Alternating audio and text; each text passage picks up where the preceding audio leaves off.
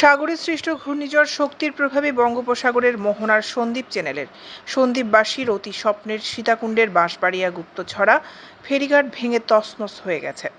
এদিকে লোকমুখে শুনে বাঁশবাড়িয়া ফেরিঘাট এলাকায় সরেজমিনে গেলে এই দৃশ্য লক্ষ্য করা যায়। সন্দ্বীপবাসীদের দীর্ঘদিনের দাবি ছিল মৃত্যু ঝুঁকি ও ভোগান্তি নিরসনে বাঁশবাড়িয়া ফেরিঘাট নির্মাণের। তবে ফেরিঘাটটি অবশেষে নির্মাণ হলেও দুর্ভোগ কিন্তু এখনো পর্যন্ত রয়েই গেছে। কারণ হলো আমি অনেক কয়েকবার আসি, এখানকার যে আসলে যে প্রাকৃতিক দৃশ্যটা দেখে আমি আসলে অনেক মুগ্ধ।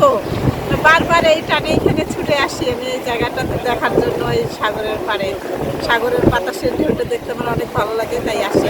আপনার ঘরের মোবাইলের নেটওয়ার্ক পর্যন্ত নাই, এগুলো সমুদ্রের উত্তাপ থাকার কারণে এখানে এত সুন্দর একটা ব্রিজ যে অনেক কষ্ট করে তৈরি করা হয়েছে, এটি এখন দশে পড়েছে।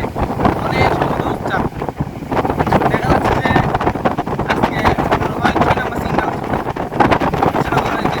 এখনো পর্যন্ত কালকে রাত 2টা থেকে জানা গেছে 200 কোটি টাকা ব্যয়ে বাঁশবাড়িয়া গুপ্তছড়া ফেরিঘাটটি নির্মাণ করা হয়েছিল। এই বিষয়ে সন্দ্বীপ থেকে স্পিড বোর্ডে আসা সন্দ্বীপের পৌরসভার 8 নং ওয়ার্ডের বাসিন্দা মোহাম্মদ ফোরখান বলেন, নৌপথে ফেরি চলাচল করায় আমরা অনেক খুশি হয়েছিলাম, কিন্তু বেশি দিন আর সুখ স্থায়ী হলো না।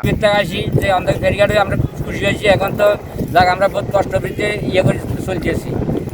এখানে তো ভাঙি চুরি সব গেছে, যেগুলো আমরা সংস্কার করা এগুলো আমাদের সরকার করতে পারবেন। এটি খুব সুন্দর জায়গা এবং মনোমুগ্ধকর জায়গা। এখানে দর্শনার্থীরা বা টুরিস্ট যারা তারা প্রত্যেকেই প্রায় এখানে আসে। ভালো জায়গা, কিন্তু শক্তির কারণে ঘূর্ণিঝড়ের কারণে কিছু জায়গা ভেঙে গেছে এবং ভেঙে না যেতে তাহলে আরও ভালো লাগতো। এবং এখানে যারা আসে প্রত্যেককে বলবো। এই বিষয়ে জানতে চাইলে বিআইডব্লিউর উপপরিচালক মোহাম্মদ কামরুজ্জামান বলেন, বাঁশবাড়িয়া ফেরিঘাটের কাজ এখনও চলমান রয়েছে। হঠাৎ নিম্নচাপের কারণে জোয়ারের পানি বেড়ে গিয়ে সড়কটি ভেঙে পড়েছে। আমাদের প্রকৌশলীরা এগুলো দেখাশোনা করছেন।